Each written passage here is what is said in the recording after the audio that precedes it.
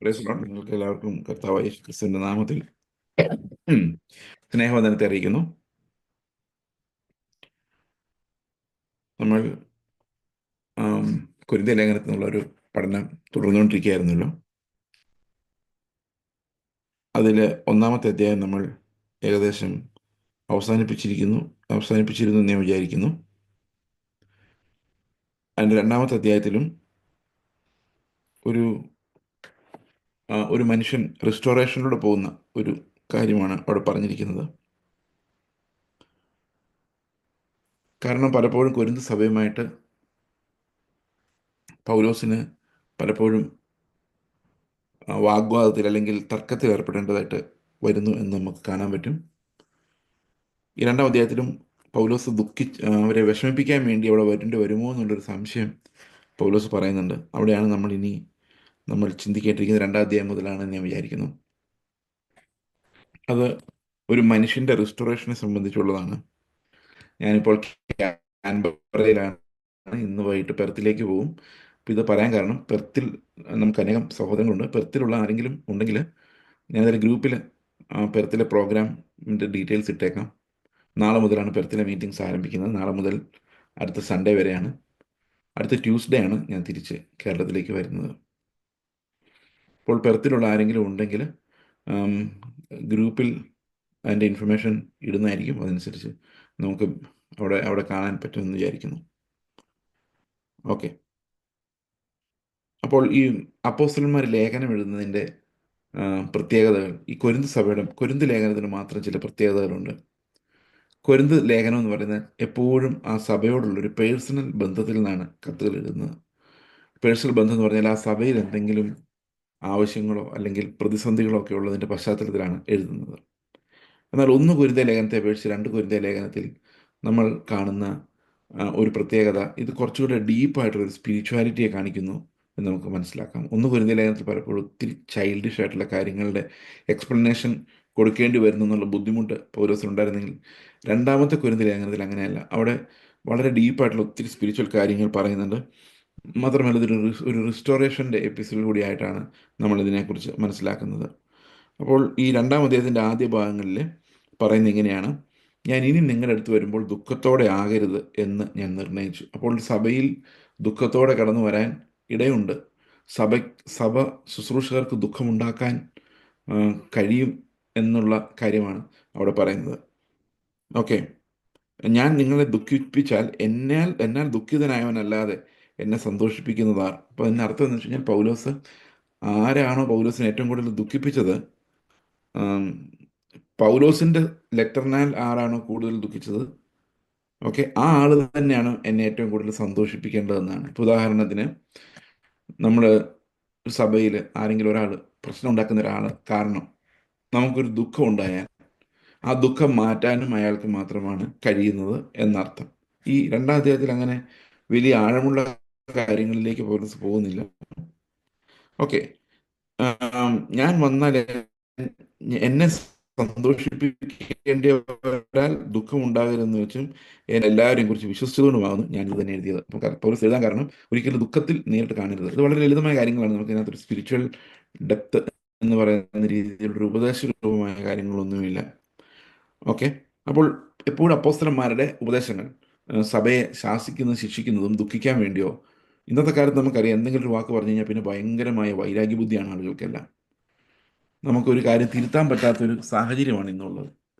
ഒരാളോട് എന്തെങ്കിലും നിങ്ങൾ ചെയ്തത് ശരിയായില്ല എന്ന് പറഞ്ഞു കഴിഞ്ഞാൽ പിന്നെ അയാൾ ശത്രുക്കളെ പോലെയാണ് നമ്മളെ കാണുന്നത്.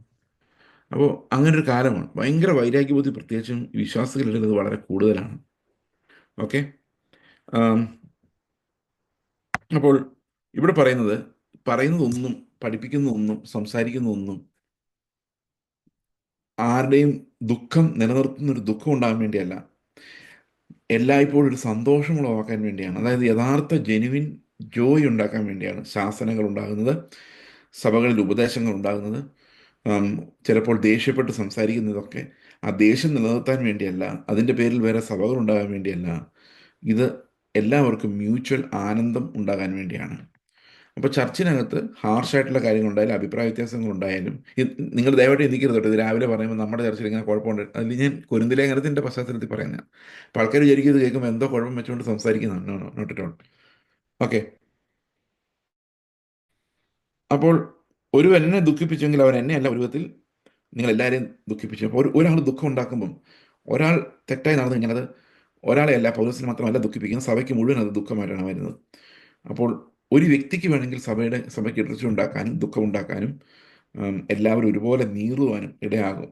അപ്പോൾ ഇതിന് റിവേഴ്സായിട്ട് നമ്മൾ ചിന്തിച്ചാൽ നമ്മൾ മനസ്സിലാക്കേണ്ട ഒരു കാര്യം, ഏതെങ്കിലും ഒരുത്തൻ കുഴപ്പം കാണിച്ചാൽ കുഴപ്പം കാണിക്കുന്നവൻ പൊക്കോട്ടെ എന്ന രീതി ശരിയല്ല എന്നുള്ളതാണ്. ഒരുത്തൻ ദുഃഖിപ്പിച്ചാൽ, പക്ഷെ വേറൊരു കാര്യമുണ്ട്, അന്ന് പൊക്കോട്ടെ എന്ന് പറഞ്ഞാൽ പോകാൻ വേറെ സ്ഥലമില്ല. ഇന്ന് പൊക്കോട്ടെ എന്ന് പറഞ്ഞാൽ പോകാൻ 100,000 സ്ഥലങ്ങളുണ്ട്. പക്ഷെ അന്ന് ആകെ ഒരു സഭയുള്ളൂ. അവിടെ അവിടെ കുഴപ്പമുണ്ടാക്കി പിന്നെ എങ്ങോട്ടും പോകാനില്ല, ആരെയും പറഞ്ഞു വിടുന്നില്ല. അവിടെ പറയുന്നത് അവൻ മടങ്ങി വരിക എന്നുള്ളൊരു ഓപ്ഷൻ മാത്രമേ ഉള്ളൂ, അല്ല അവൻ വേറെ സ്ഥലത്തോട്ട് പോട്ടെ, അവൻ പോകുന്നേ പോട്ടെ എന്ന് പറയാൻ പറ്റത്തില്ല. കാരണം ആകെ ഒരു സഭയുള്ളൂ. ഇന്ന് അങ്ങനെയല്ല. ഇന്നൊരുത്തൻ ഒരിടത്ത് ചാടിയാൽ 100,000 പ്രസ്ഥാനങ്ങൾ അവിടെ റെഡി ആയിട്ടിരിപ്പുണ്ട്. അപ്പോൾ അതുകൊണ്ട് അവന് ചാടാനും കുഴപ്പമൊന്നുമില്ല. ഇപ്പം ഇവിടെ പറയുന്നത്, "എ- ഞാൻ ദുഃഖിച്ചപ്പോൾ നിങ്ങൾ എല്ലാവരും ദുഃഖിച്ചു. എല്ലാവരും ദുഃഖിച്ചപ്പോൾ അതൊരു ഭൂരിപക്ഷത്താലുണ്ടായ ശിക്ഷ അവൻ ലഭിച്ചു."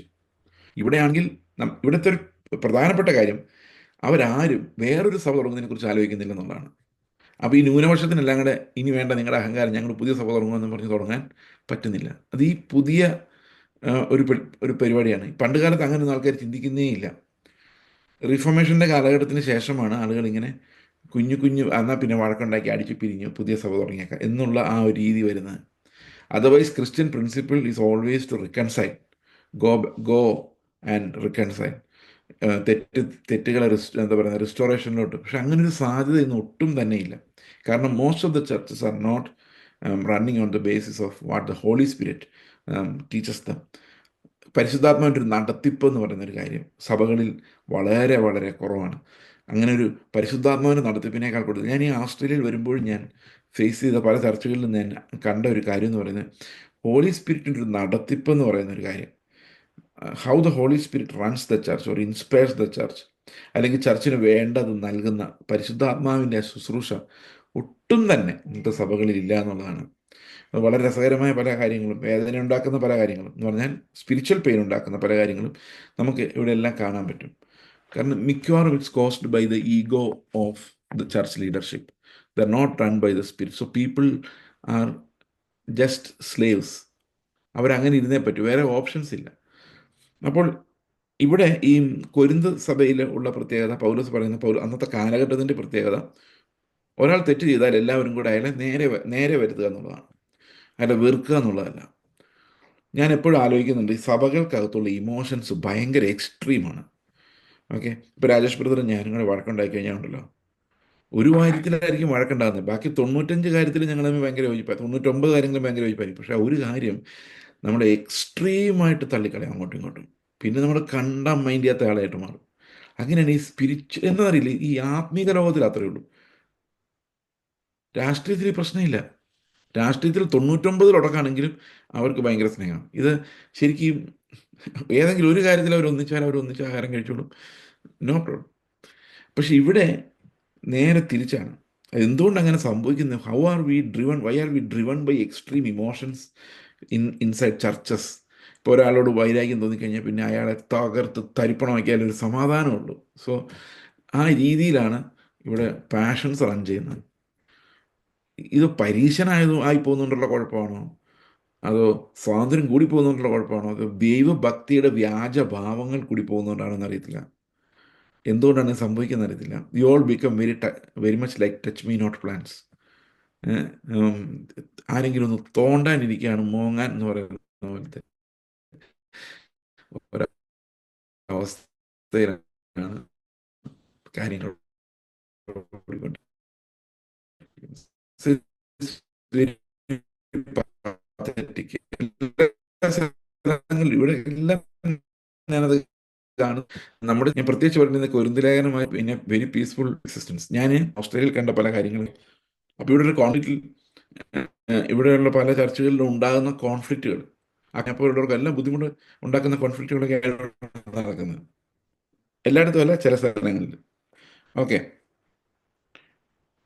ഇനി ഈ ഭൂരിപക്ഷത്താൽ ഒരു ശിക്ഷ ഉണ്ടായി കഴിഞ്ഞാൽ അവൻ ആ ശിക്ഷ മതി, ഇവൻ അതിദുഃഖത്താൽ അവൻ മുങ്ങിപ്പോകാതിരിക്കേണ്ടത് നിങ്ങൾ അവനോട് ക്ഷമിക്കുകയും അവനെ ആശ്വസിപ്പിക്കുകയും തന്നെ വേണ്ടത്. അപ്പം ശരിക്കും പൗലോസിന് ആ മനുഷ്യനോട് ഒത്തിരി, ഏതോ ഒരു ആള് ഗുരുതരമായി തെറ്റ് ചെയ്താണ്. ഞാൻ പണ്ടൊക്കെ ഞാൻ വിചാരിച്ചുകൊണ്ടിരുന്നത് ഒന്ന് വരുന്ന ലേഖനം 5-ാം അധ്യായത്തിൽ പറയുന്ന ആളാണെന്നാണ്. അതിന് സാധ്യത വളരെ കുറവാണ്. കാരണം അത് ഇങ്ങനെയുള്ളൊരു കാര്യമാണെന്ന് തോന്നുന്നില്ല. ഇത് ചർച്ചിനോടുള്ള ഒരു ഒഫൻസായിട്ടാണ് ഇത് കൂടുതൽ ഇവിടെ കാണുന്നത്.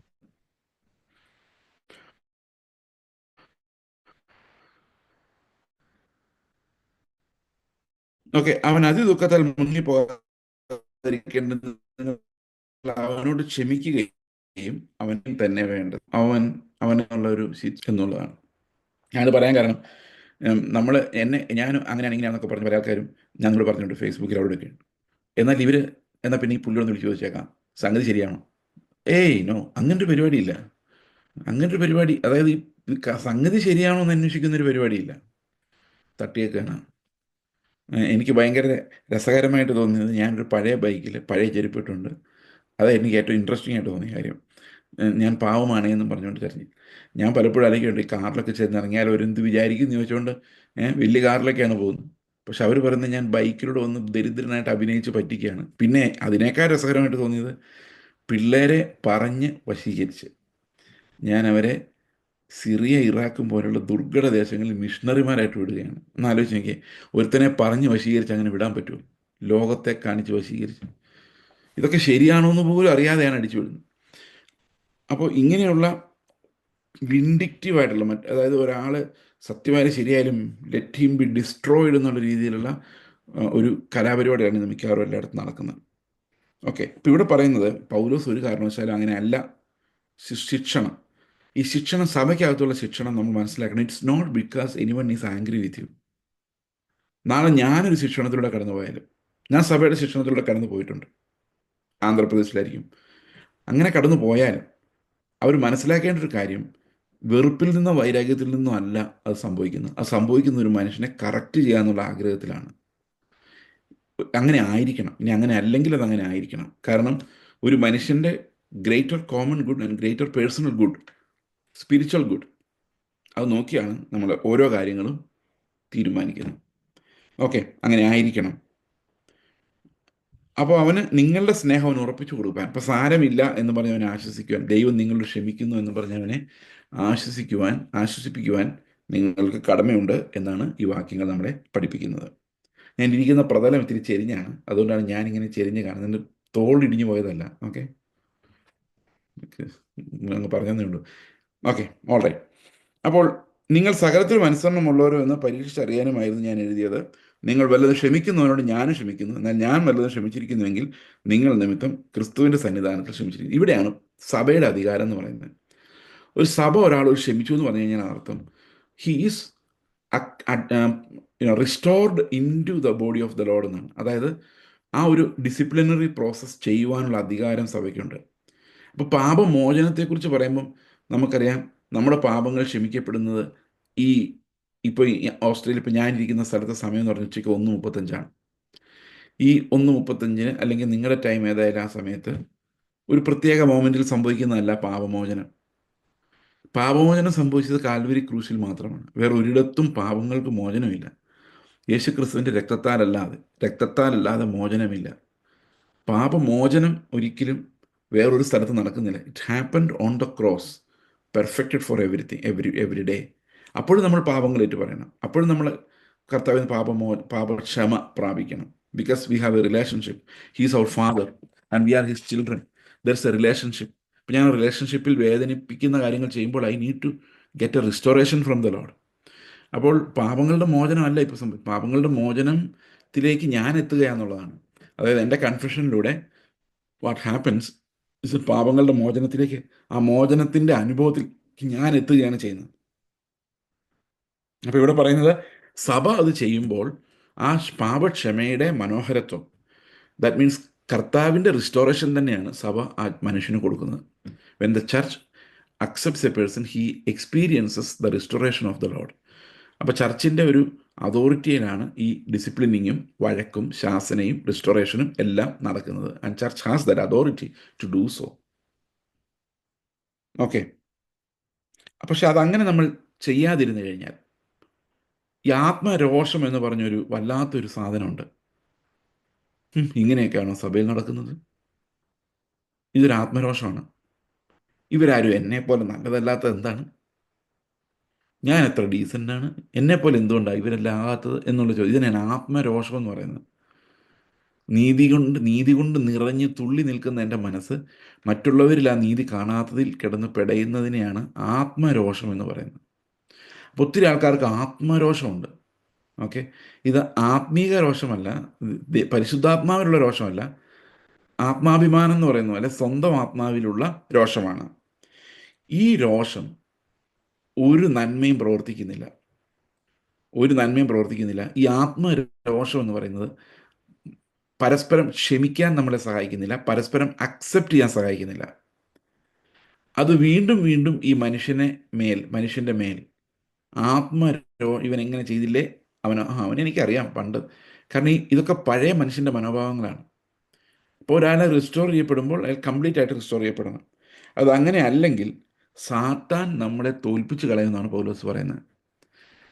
സാത്താൻ്റെ തന്ത്രങ്ങളെ കുറിച്ച് നാം അറിയാത്തവരല്ലല്ലോ. അപ്പോൾ സാത്താൻ്റെ തന്ത്രങ്ങൾ എവിടെയാണ് നമ്മൾ പരീക്ഷിക്കേണ്ടത്? ഈ വാക്യങ്ങൾ അനുസരിച്ച് നോക്കിയാൽ സാത്താൻ്റെ തന്ത്രങ്ങൾ നമ്മളിൽ ജയിക്കുന്നത് മറ്റുള്ളവരോടുള്ള ബന്ധത്തിലാണ്. ഓക്കെ, ഞാൻ എപ്പോഴും പറയാറുണ്ട്, നമ്മൾ വേറൊരാളെ ഉപദേശിക്കുമ്പോൾ പോലും സൂക്ഷിക്കണം. കാരണം ആ ഉപദേശം ഒരു മോറൽ ലെക്ചറായി പോകാം. It can hurt people.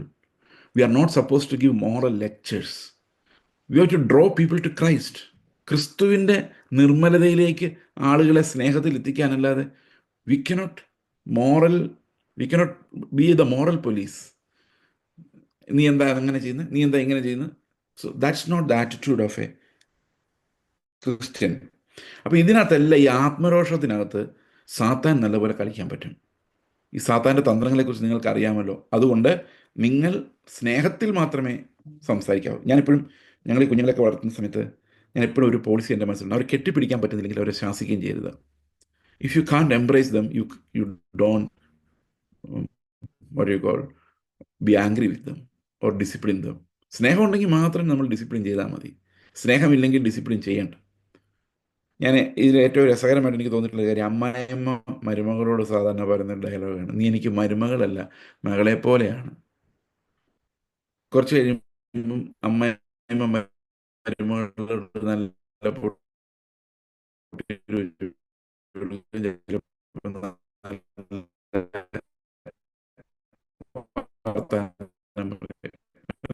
എൻ്റെ മകളാണെങ്കിൽ ഞാൻ ഇങ്ങനെ ചെയ്യും. ബട്ട് ദ മകൾ ടു റിലേഷൻഷിപ്സ്. ഈ അധികാരം എടുക്കുന്ന എനിക്ക് അവനെ സ്നേഹിക്കാനുള്ളൊരു മനസ്സുണ്ടോ, കെട്ടിപ്പിടിക്കാനുള്ളൊരു മനസ്സുണ്ടോ? ആ മനസ്സില്ലെങ്കിൽ നിങ്ങൾ അവനോട് പറയുന്ന ആത്മരോഷം കാരണമാണ്, സ്നേഹം കാരണമല്ല. നിങ്ങൾക്ക് ആ ആളോട് വൈരാഗ്യം തോന്നി തുടങ്ങിയിരിക്കുന്നു. നിങ്ങൾക്ക് ആൾ മടുത്തിരിക്കുന്നു. അതുകൊണ്ട് നിങ്ങൾ അയാളോട് വഴക്കുണ്ടാക്കുന്നു. ഓക്കെ, അപ്പോൾ അതിനകത്ത് ആത്മരോഷമാണ്, ദൈവിക സ്നേഹമല്ല. സ്നേഹത്തിലുള്ള ശാസനയും പ്രബോധനവും ആത്മരോഷത്തിലുള്ള ദേഷ്യത്തിലുള്ള ശാസനയും പ്രബോധനവും തമ്മിൽ വ്യത്യാസമുണ്ട്. അതുകൊണ്ടാണ് ഞാൻ നേരത്തെ പറഞ്ഞ പോലെ നമ്മളെപ്പോഴും ആൾക്കാരെ ശാസിക്കാനും ഈ പുൾപ്പിറ്റിൽ നിന്ന് ഈ കഴിഞ്ഞ ദിവസം ഞാനിവിടെ ഒരു ബുക്ക് സ്റ്റാളിൽ പോയി. ഇവിടെ നല്ല ബുക്ക് സ്റ്റാളുകളുണ്ട്.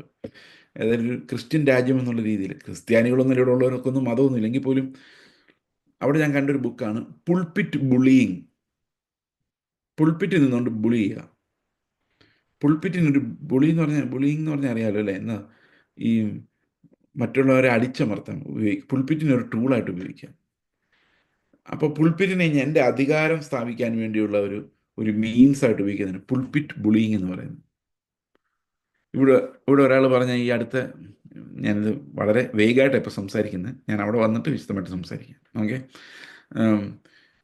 ഈ സഭയിലെ ആത്മീയ കാര്യങ്ങൾ തീരുമാനിക്കുന്നത് ഞാനാണ്. ഞാൻ പറയുന്ന എല്ലാവരും അനുസരിച്ചാൽ മതി. ഇതൊക്കെയാണ് എൻ്റെ തീരുമാനം. അതുപോലെ നടന്ന് ബാക്കിയുള്ള ഓക്കെ. അപ്പോൾ they are bullied into submission. ഇപ്പോൾ സ്പിരിച്വൽ ബുളിയിങ് എന്ന് പറയുന്നത് ഇത് ഒരു സ്ഥിരം പരിപാടി. നമുക്കിത് പുൾപ്പിറ്റ് വേണമെന്നില്ല ഇത് ചെയ്യാൻ. ഇത് നമുക്ക് വ്യക്തിപരമായിട്ട് ആരെ വേണമെങ്കിലും ബുളി ചെയ്യാം, വ്യക്തിപരമായിട്ട് ആരെ വേണമെങ്കിലും നമുക്ക് താഴ്ത്തി. അതുകൊണ്ടാണ് പൗലോസ് ഇവിടെ പറയുന്നത് സാത്താൻ നമ്മളെ തോൽപ്പിക്കരുത്. അതുകൊണ്ട് ഓരോ വ്യക്തിയോടുമുള്ള റിലേഷൻഷിപ്പിൽ നമ്മൾ we should be very careful not to cause the Satan to intervene and Satan to score a victory over us. കാരണം നമ്മൾ അവൻ്റെ തന്ത്രങ്ങളെ കുറിച്ച് നമ്മൾ ഏറ്റവും അവെയർ ആയിരിക്കണം. നമ്മൾ പാപം ചെയ്യിക്കാൻ അവൻ പ്രലോഭിപ്പിക്കുന്നതിനേക്കാൾ നമുക്കതറിയാം, മനസ്സിലാവും. ഇപ്പോൾ ഒരു പാപത്തിലേക്ക് നമ്മൾ പ്രലോഭിപ്പിക്കുമ്പം ഉള്ളിലുള്ള ഒരാൾക്ക് മനസ്സിലാവും ഇത് പാപം ചെയ്യാനുള്ള പ്രലോഭനമാണ്. എന്നാൽ ഈ പാപത്തോടുള്ള പ്രതികരണത്തിൽ, അതാണ് തന്ത്രം എന്ന് പറയുന്നത്. ഓക്കെ, പാപം ചെയ്യുമ്പം സാത്താൻ ഒന്ന് പ്രലോഭിപ്പിക്കുന്ന ഡയറക്റ്റായിട്ട്, അതിനകത്ത് തന്ത്രം ആവശ്യമില്ല. തന്ത്രമല്ല, അത് കറക്റ്റ് നമ്മൾ നേരിട്ട് വരികയാണ്. പണം, ഓ കണ്ടോ പണം എടുത്തോ എന്ന് പറയുമ്പോൾ അതിനകത്തൊരു തന്ത്രം. തന്ത്രം എന്ന് പറയാൻ പറ്റത്തില്ല, ഡയറക്റ്റ് നമുക്കറിയാം, വി ക്യാൻ സീ ഇറ്റ്. പക്ഷേ വേറൊരാളെ നമ്മൾ നോക്കുമ്പോൾ എൻ്റെ നീതി വെച്ചുകൊണ്ട് ഞാൻ വേറെ വിലയിരുത്തുമ്പോൾ ആ തന്ത്രം ഒരു തന്ത്രത്തിൻ്റെ കീഴിലേക്ക് നമ്മൾ പോവുകയാണ്. അതായത് Satan is causing us to stumble using his tricks. അപ്പോൾ നമ്മൾ വളരെ കെയർഫുള്ളായിട്ട് ജീവിക്കുന്ന ആൾക്കാരാണ്, പക്ഷേ ഈ തന്ത്രത്തിൽ വീണു പോവുക ചെയ്യുന്നത്. ഓക്കെ, സോ നമ്മൾ എന്തേ തെറ്റ് ചെയ്തെന്ന് വെച്ച് കഴിഞ്ഞില്ല, അവരാ തെറ്റ് ചെയ്തത്, ബട്ട് ആ തന്ത്രത്തിൽ ഞാനാണ് വീണു പോയത്. ഇത് നമ്മൾ വളരെ സൂക്ഷിക്കേണ്ട കാര്യമാണ്. ഓക്കെ, 12-ാം വാക്യം മുതൽ പറയുന്നത് പൗലോസിൻ്റെ ആ സംഭവം അവിടെ തീർന്നു. പൗലോസിനെ പറയുന്നത് പൗലോസിൻ്റെ അനുഭവങ്ങളെക്കുറിച്ചൊക്കെയാണ്. എന്നാൽ ഞാൻ ക്രിസ്തുവിൻ്റെ സുവിശേഷം അറിയിക്കുവാൻ ത്രോവാസിൽ വന്നപ്പോൾ കർത്താവിൻ്റെ പ്രവൃത്തിക്കായി എനിക്കൊരു വാതിൽ തുറന്നു കിട്ടിയപ്പോൾ എൻ്റെ സഹോദരനായ തീത്തോസിനെ കാണാഞ്ഞിട്ട് മനസ്സിൽ സ്വസ്ഥതയില്ലായകയാൽ. ഇത് നമുക്ക് പെട്ടെന്ന് മനസ്സിലാക്കാൻ പ്രയാസമുള്ള, നമ്മൾ ഭയങ്കര കമ്മിറ്റ്മെൻറ്റിൻ്റെ ആൾക്കാരായതുകൊണ്ട് ഈ പെട്ടെന്ന് ഇത് മനസ്സിലാക്കാൻ ബുദ്ധിമുട്ടാണ്. ഒരു സ്ഥലത്ത് നിന്ന് ദൈവം ഒരു വാതിൽ തുറന്നു കൊടുത്തു സുവിശേഷം പറയാൻ. പക്ഷെ അവിടെ നോക്കിയപ്പം തിത്തോസിനെ കാണുന്നില്ല. അതുകൊണ്ട് അവരോട് യാത്ര പറഞ്ഞ് ഇദ്ദേഹം അസ്വസ്ഥത കാരണം മക്കതോനിലേക്ക് പോവുകയാണ്. ആരാ വാതിൽ തുറന്നു കൊടുത്തത്? കർത്താവിൻ്റെ പ്രവൃത്തിക്കായി എനിക്കൊരു വാതിൽ തുറന്ന് കിട്ടിയതാണ് ത്രോവാസിൽ വന്നത്. അപ്പോഴാണ് അവിടെ തിത്തോസ് ഇല്ലല്ലോ എന്ന് പറഞ്ഞിട്ട് എൻ്റെ മനസ്സ് പതറിപ്പോയി. പാവം അപ്പോസ്തലൻ. എനിക്ക് വേദന തോന്നി, മനസ്സിന് സ്വസ്ഥതയില്ലായാൽ ഞാൻ അവരോട് യാത്ര പറഞ്ഞ് മക്കതോന്യ. ഇന്നത്തെ ഈ പ്രോഗ്രാം സെറ്റിംഗ് ഞാൻ ബിബ്ലിക്കൽ. ഇവിടെ ഞാൻ വന്ന് പ്രസംഗിച്ചാലേ പറ്റുള്ളൂ എന്നുള്ളത് ദാറ്റ്സ് നോട്ട് ബിബ്ലിക്കൽ. എന്ത് ചെയ്യാനാണ്? You are force to do that. ഇപ്പോൾ പൗലോസിന്റെ ത്രോവാസിൽ നിന്ന് ക്യാൻസൽ ചെയ്ത് മക്കതോനിലേക്ക് പോയി. ദൈവത്തിൻ്റെ വിളി അനുസരിച്ച് പോയിക്കൊണ്ടിരിക്കുകയാണ്. അത് രസം എന്ന് വെച്ച് കഴിഞ്ഞാൽ ഒരു മനുഷ്യനെ കുറിച്ചുള്ള ഉത്കണ്ഠയിലാണ് ഒരു സ്ഥലത്ത് തുറന്നു കിട്ടിയ വാതിൽ ഉപയോഗിക്കാതെ പൗലോസ് പോകുന്നത്. നമ്മൾ തന്നെ പറയും മനുഷ്യർ പോട്ടെ, നമുക്ക് വർക്കാണ് വലുത്. പക്ഷെ പൗലോസ് പറയുന്നത് no, each man is important. ഇതൊരു വേറൊരു ഔട്ട്ലുക്കാണ്, നമുക്ക് മനസ്സിലാകാത്തൊരു ഔട്ട്ലുക്കാണ്. നമ്മുടെ ടോട്ടൽ മിനിസ്ട്രിയേക്കാളും വലുതാണ് കാണാതെ പോയ ഒരാൾ, അല്ലെങ്കിൽ ഒരു മനുഷ്യൻ്റെ ആത്മാവ്. നമ്മൾ ചെയ്യുന്ന എല്ലാ പ്രവൃത്തികളെക്കാളും വലുതാണ് സ്നേഹം എന്ന് പറയുന്നൊരു സാധനം. സ്നേഹം കൊണ്ടുണ്ടാകുന്ന അസ്വസ്ഥത. കർത്താവ് ലാസറിൻ്റെ മുമ്പിൽ, ശവകുടീരത്തിന് മുമ്പിൽ കരഞ്ഞത് സ്നേഹം കൊണ്ടുണ്ടാകുന്ന അസ്വസ്ഥതയാണ്. We should be vulnerable. We should be vulnerable to godly emotions. That godly love makes us vulnerable in all situations. നമ്മൾ ഇരുമ്പുലക്കല്ല. അപ്പോൾ എന്താ സംഭവിക്കുന്നത് വെച്ച് കഴിഞ്ഞാൽ, ഒരാൾ പറഞ്ഞു അവരുടെ വീട്ടിലൊരു മരണം നടന്നു. നമ്മുടെ ഇവിടെ ഇരിക്കുന്ന പല ആൾക്കാർക്കും അറിയാവുന്ന ആളാണ്, അതുകൊണ്ട് ഞാൻ പേരൊന്നും പറയുന്നില്ല. അപ്പം പ്രായമായ അമ്മച്ചിയോ അപ്പച്ചനോരോ മരിച്ചുപോയി. അപ്പോൾ മക്കളോട് പറഞ്ഞു നിങ്ങൾ കരയരുത്, മിണ്ടിപ്പോയി, ഒരാളുടെ കണ്ണുനീരിവിടെ കാണരുത്, നമ്മളെല്ലാം വിശ്വാസികളാണ് എന്ന് പറഞ്ഞാൽ ഇരുമ്പുലക്കകളാണ്. നമുക്കിങ്ങനെ ദുഃഖവും കണ്ണുനീരും കരച്ചിലൊന്നുമില്ല. പുള്ളി നല്ല കൂളായിട്ട് നിന്നു. പിള്ളേരെല്ലാം കരച്ചിലമർത്തി പേടി, അപ്പനെ പേടിയായിട്ട് കരയാതെ നിന്നു. ഇതൊരു ഫെയ്ത്താണ്. ദർ ഇസ് നോ അതായത് വൾണറബിൾ അല്ല, they're not vulnerable, they don't want to expose themselves and show them their weak. നമ്മളൊരു മനുഷ്യനെ പോലെ ഉള്ള വികാരങ്ങളുള്ളവരാണെന്ന് കാണിക്കാൻ നമ്മൾ ഭയപ്പെടുന്നു. ഞാനിത് പറയുന്ന ഏത് രീതിയിൽ മനസ്സിലാവുമെന്ന് എനിക്ക് അറിയില്ലെങ്കിലും, when I look at Christ and him crying, when we see those righteous men who were about to bury Stephen, they were crying about Stephanos. I see vulnerable people, മറ്റൊരാളുടെ ദുഃഖത്തിൽ കരയുന്നവര്, വേദനിക്കുന്നവർ, ഇരുമ്പുലക്കുകൾ പോലെ നിൽക്കുന്നവരല്ല. We are people with genuine human emotions, driven by love, driven by affection, driven by the Holy Spirit. We are people who are full of love. ഇത് എല്ലാവർക്കും മനസ്സിലാവണം നിർബന്ധമൊന്നുമില്ല. ചിലപ്പം ചില ആൾക്കാർക്ക് ഒട്ടും മനസ്സിലാവില്ല. ഈ സ്നേഹം എന്ന് പറയുന്ന സാധനത്തിന് അങ്ങനെ ഒരു പ്രത്യേകതയുണ്ട്. ഇതെല്ലാവർക്കും മനസ്സിലാകണം നിർബന്ധമില്ല, സ്നേഹിക്കുന്ന കാര്യം. ചില ആൾക്കാർ എത്ര എത്ര സ്നേഹിച്ചാലും സ്നേഹിക്കുന്നതായിട്ട് തോന്നുന്നില്ല, അവർക്ക് സ്നേഹം കിട്ടിയതായിട്ടും തോന്നുന്നില്ല. അതൊരു ഒരു പ്രശ്നമാണ്, ചെറിയൊരു പ്രശ്നമാണ്. ഞാനിങ്ങനെ പല ആൾക്കാരെയും കൗൺസിൽ ചെയ്യുമ്പോൾ എനിക്ക് തോന്നിയിട്ടുണ്ട്, ഒരു ഏറ്റവും വലിയ പ്രശ്നങ്ങളിലൊന്നാണ്, suppose he's loved by everyone but he does not feel that love, no emotions. അപ്പം അങ്ങനെ കഴിയുമ്പോൾ ഈസ് ഓൾവേസ് ഡിസാറ്റിസ്ഫൈഡ്. അത് നമ്മൾ നോക്കിയിട്ട് കാര്യമില്ല. The Lord has asked us to give that love unconditionally without limits, whether that person feels it or not. അപ്പോൾ ഒരു മനുഷ്യന് വേണ്ടി ഈ മിനിസ്ട്രിയിലേക്ക് ആ മിനിസ്ട്രി തന്നെ മാറ്റിക്കളഞ്ഞു, വേറെ സ്ഥലത്തേക്ക് പോയി എന്ന് പറയുമ്പം അവിടെ ശരിക്കുമുള്ള ഹ്യൂമനിസം ഉണ്ട്. ഹ്യൂമനിസം അല്ല കേട്ടോ, I'm sorry, humanism is a devilish philosophy. Humanity, ദൈവികമായൊരു ഹ്യൂമാനിറ്റിയാണ്. For me I see that there.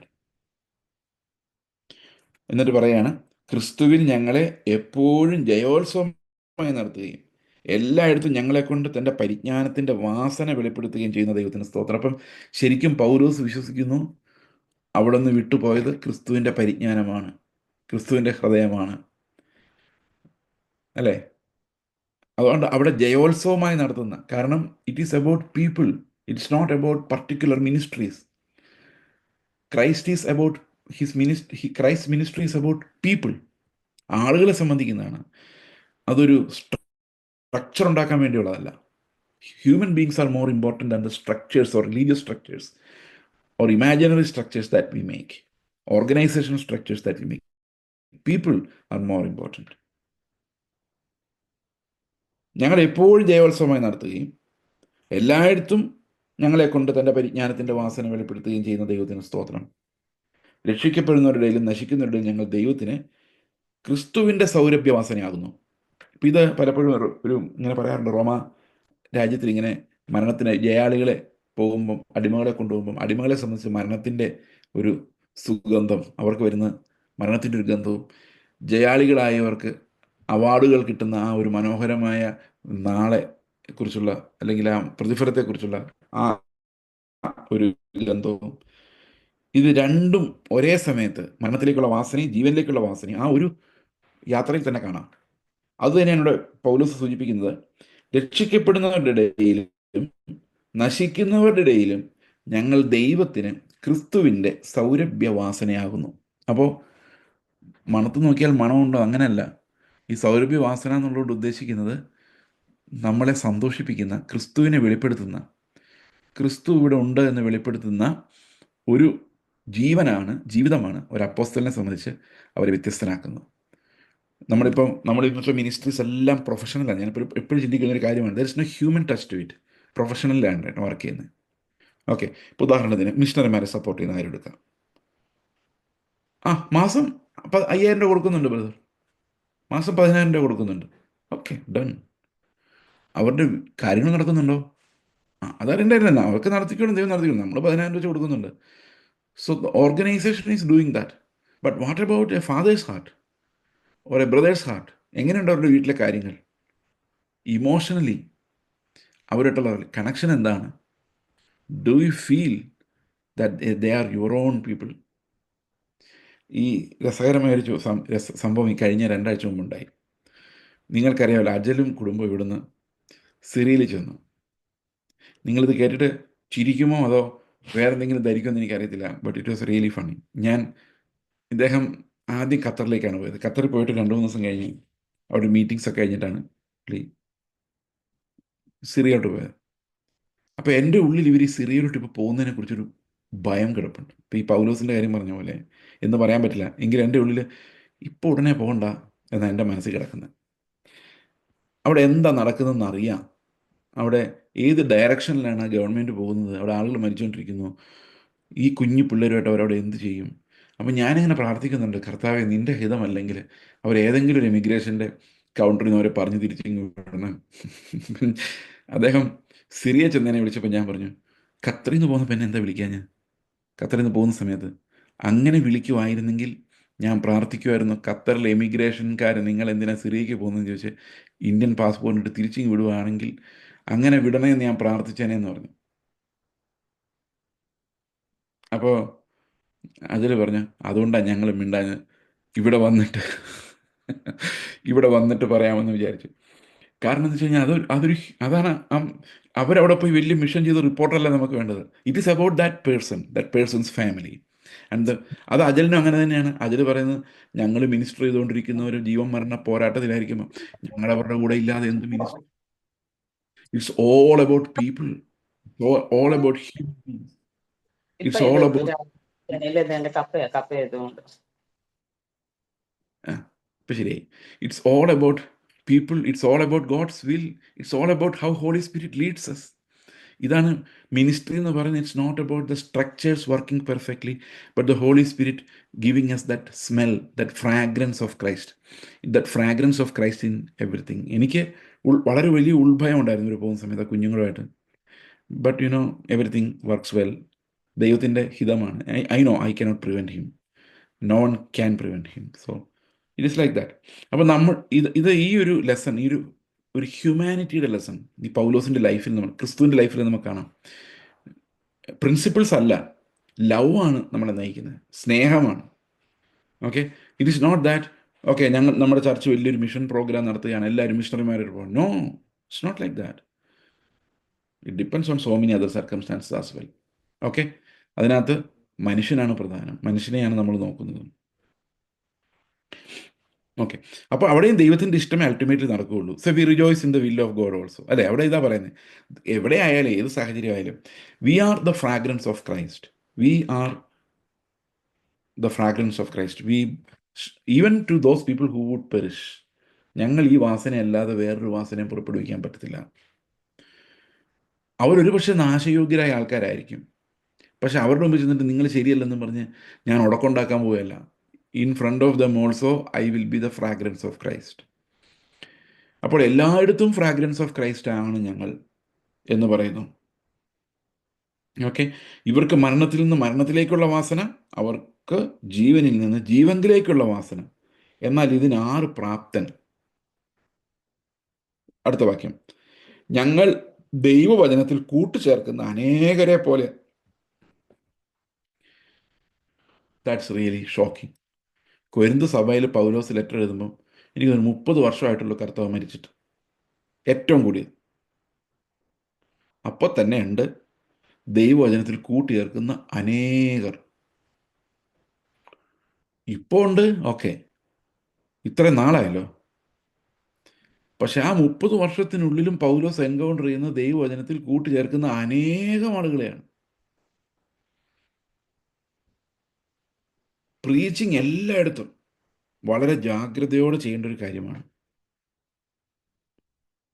പ്രീച്ചിങ്ങിൻ്റെ ഏറ്റവും വലിയ പ്രശ്നം എന്ന് പറയുന്നത് you can attract people to yourself എന്നുള്ളതാണ്. അതെങ്ങനെയാണെന്ന് വെച്ച് കഴിഞ്ഞാൽ ദൈവത്തിൻ്റെ നീതി അല്ലാത്ത വേറൊരു നീതി നമ്മൾ കാണിച്ചു കൊടുക്കുമ്പോൾ people are attracted by that righteousness. ഓഹ്, എന്തൊരു ജീവിതമാണ് ആ ബ്രദറിൻ്റെ. അപ്പോൾ ഇങ്ങനെ മനുഷ്യരിലേക്ക് അട്രാക്റ്റഡ് ആയി പോകുന്നുണ്ട്. എപ്പോഴും ഞാൻ പറയുന്നൊരു കാര്യമുണ്ട്, നമ്മളെല്ലാം ഒരേപോലെ ദൈവത്തിൻ്റെ മക്കളാണ്. This no difference at all. You shall not be swayed, you shall not sway by any human emotion or tradition or a story. ദൈവവചനത്തിൽ ഒന്നും ചേർക്കാൻ പാടില്ല. only the word, scripture alone, and only the scripture. ഞങ്ങൾ ദൈവവചനത്തിൽ കൂട്ടിച്ചേർക്കുന്ന അനേകരെ പോലെ അല്ല, നിർമ്മലതയോടും ദൈവത്തിൻ്റെ കൽപ്പനയാലും ദൈവസന്നിധിയിൽ ക്രിസ്തുവിൽ സംസാരിക്കുന്നു. We are talking to you in Christ. ക്രിസ്തുവിൽ മാത്രം സംസാരിക്കുന്നു, ആ ദൈവത്തിൻ്റെ കൽപ്പനയാൽ സംസാരിക്കുന്നു. ഇനി ഞാനൊരു രഹസ്യം പറയാം. ഞാനിവിടെ ഒരു ചർച്ചിൽ സംസാരിച്ചിട്ട് the Lord asked me to refuse the remuneration. അതിൻ്റെ ഉള്ളിൽ ഭയങ്കരമായിട്ട് ബിഫോർ വൺ ഡേ, അതായത് മെസ്സേജ് തീരുന്നതിന് ഒരു ദിവസം മുമ്പ് എൻ്റെ കർത്താവിൻ്റെ ആത്മാവ് പറഞ്ഞു, റിഫ്യൂസ് ദ റെമ്യൂണറേഷൻ.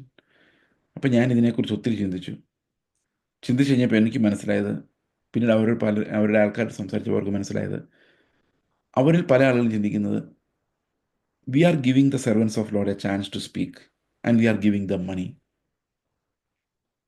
ആ മണി അവർക്ക് ഞങ്ങൾ കൊടുക്കുന്ന ഒരു അവകാശമാണെന്ന് അവരിൽ പലർക്കും ചിന്ത ഉണ്ടായിരുന്നിരിക്കാം. But anyway God asked me to refuse it. I refused it. കാരണം എന്താ വെച്ച് കഴിഞ്ഞാൽ, ഇതൊരു preach, get an opportunity to preach. അതാണ് എൻ്റെ ഇവിടുത്തെ ഒരു കൾച്ചർ എന്ന് പറയുന്നത്. എക്കണമി, അതായത് ഹ്യൂമൻ എക്കണമി അങ്ങനെയാണ് വർക്ക് ചെയ്യുന്നത്. പ്രസംഗിക്കാൻ അവസരം കിട്ടുക, പ്രസംഗം കാശ് തരുന്ന അവരുടെ ഔദാര്യം. അപ്പോൾ ശുശ്രൂഷിക്കുമ്പോൾ നമ്മൾ ആരാണ്? നമ്മൾ അവരുടെ ഔദാര്യം. അപ്പോൾ there is no authority for the word of God. I hope you understood that. ദൈവത്തിൻ്റെ എക്കണമി എങ്ങനെയാണ്?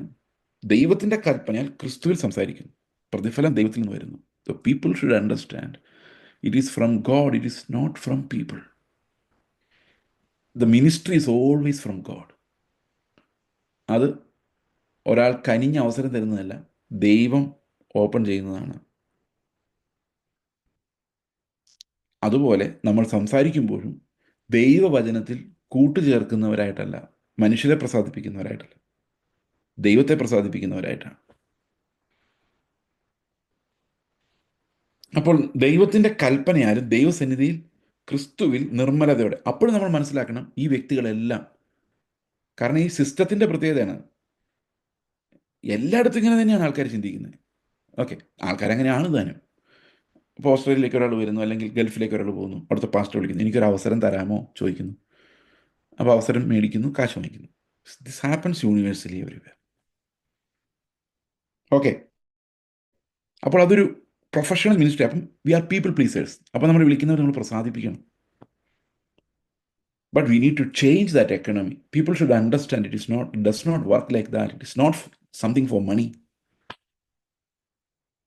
ഓക്കെ, ദൈവത്തിൻ്റെ കൽപ്പനയാൽ സംഭവിക്കുന്നതല്ലാത്ത വേറൊന്നും ദൈവത്തിൻ്റെ സുവിശേഷമല്ല. അത് മാത്രമല്ല, ക്രിസ്തുവിൽ സംസാരിക്കുക എന്നുള്ളതും വളരെ പ്രധാനമാണ്. So there is no mammon element in any of these things. Everything we glorify the Lord. അതാണ് പൗലോസ് പറയുന്നത്, we never add any human philosophy. We never twist the word of God. We preach as the word of God has been delivered to us. We preach exactly as we got that, without adding in anything to it. Okay, so നമുക്ക് ഇനി അടുത്ത ആഴ്ച കാണാം. ദൈവം നിങ്ങളെല്ലാവരും അനുഗ്രഹിക്കട്ടെ. നമ്മൾ ആരും ഇടർച്ചകൾ സംഭവിക്കാത്തവരായിട്ട് കർത്താവിലേക്ക് നോക്കുവാനും ധൈര്യപ്പെടുവാനും മുമ്പോട്ട് പോകാനും എല്ലാവരെയും സഹായിക്കട്ടെ. നിങ്ങളുടെ ഉള്ളിൽ ആരുടെങ്കിലും വൈരാഗ്യം, അവൻ എന്താ ശരിയാകാത്തതെന്ന് സംശയം ഉണ്ടെങ്കിൽ അത് നമ്മൾ ശരിയാകാത്തതുകൊണ്ടാണെന്ന് വിചാരിച്ച് ദൈവത്തെ സ്തോത്രം ചെയ്യുവാൻ ഇടയാകട്ടെ എന്ന് പ്രാർത്ഥിക്കാം. ഞങ്ങളുടെ സ്വർഗസ്ഥ പിതാവേ, അങ്ങയുടെ വിലയേറിയ കൃപയ്ക്കായി ഞങ്ങളെ ജീവിപ്പിച്ച, ഞങ്ങൾക്ക് രക്ഷ തന്ന കർത്താവെ, നിങ്ങൾ കേട്ടതുപോലെ സൗജന്യമായി ഞങ്ങളെ രക്ഷിച്ച കർത്താവെ, അങ്ങയുടെ വലിയ രക്ഷയോർത്ത് ഞങ്ങൾ നന്ദി പറയുന്നു. ഒരു അർഹതയും ഞങ്ങൾക്കില്ല കർത്താവെ. എന്നാൽ ഞങ്ങൾ ജീവിക്കുമ്പോൾ ഓരോ ദിവസവും അങ്ങയുടെ കൃപയില്ലാതെ, അങ്ങയുടെ ആ പെർഫെക്ഷനിൽ ജീവിക്കുവാൻ ആഗ്രഹമില്ലാതെ ഞങ്ങൾക്ക് മുമ്പോട്ട് പോകാൻ സാധിക്കില്ല. ആത്മാവ് ഞങ്ങൾക്ക് തരുന്ന ജീവനായി സ്തോത്രം, നിറവിനായി സ്തോത്രം, വചനത്തിനായി സ്തോത്രം, സൗജന്യമായ രക്ഷയ്ക്കായി സ്തോത്രം. ഞങ്ങളെല്ലാവരും കർത്താവെ, അങ്ങയുടെ ആത്മാവിനാൽ നിറഞ്ഞവരും ആത്മാവിൽ ശുശ്രൂഷിക്കുന്നവരും അങ്ങേ സന്തോഷിപ്പിക്കുന്നവരുമായിരിക്കാൻ ഞങ്ങളെ സഹായിക്കണമേ. കർത്താവായ യേശു ക്രിസ്തുവിൻ്റെ നാമത്തിൽ തന്നെ ആമേൻ.